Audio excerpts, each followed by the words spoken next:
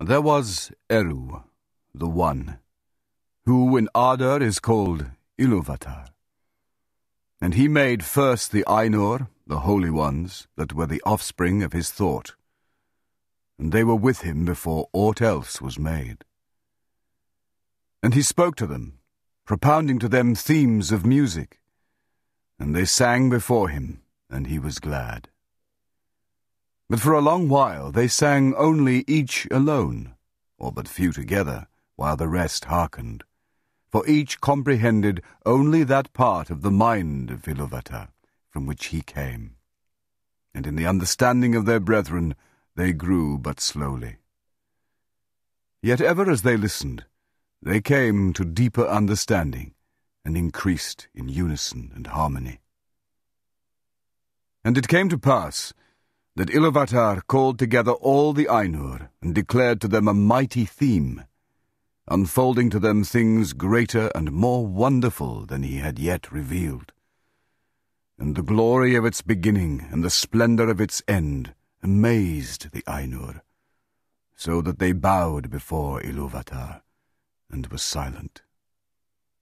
Then Iluvatar said to them, "Of the theme that I have declared to you, I will now that ye make in harmony together a great music. And since I have kindled you with a flame imperishable, ye shall show forth your powers in adorning this theme, each with his own thoughts and devices, if he will. But I will sit and hearken, and be glad that through you great beauty has been wakened into song."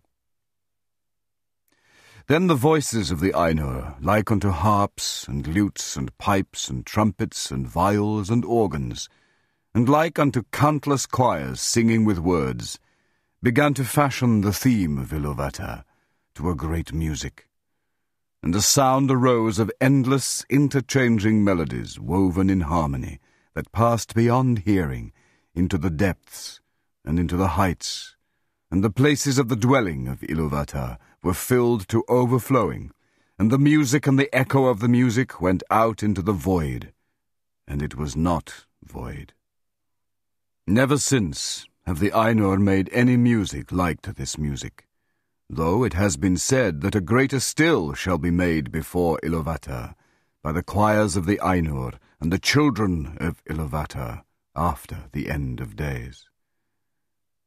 Then the themes of Iluvatar shall be played aright, and take being in the moment of their utterance, for all shall then understand fully his intent in their part, and each shall know the comprehension of each, and Iluvatar shall give to their thoughts the secret fire, being well pleased.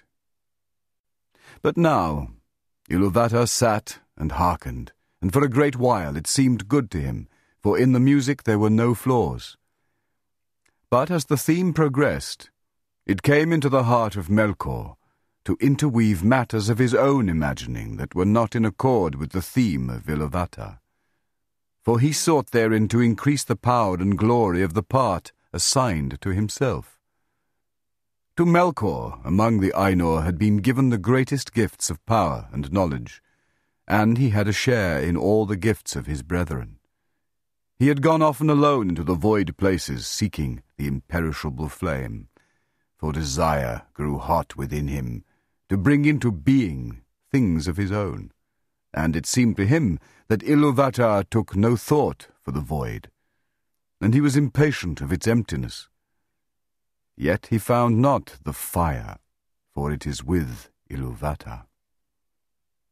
But being alone, he had begun to conceive thoughts of his own unlike those of his brethren. Some of these thoughts he now wove into his music, and straightway discord arose about him, and many that sang nigh him grew despondent, and their thought was disturbed, and their music faltered. But some began to attune their music to his rather than to the thought which they had at first. Then the discord of Melkor spread ever wider, and the melodies which had been heard before foundered in a sea of turbulent sound.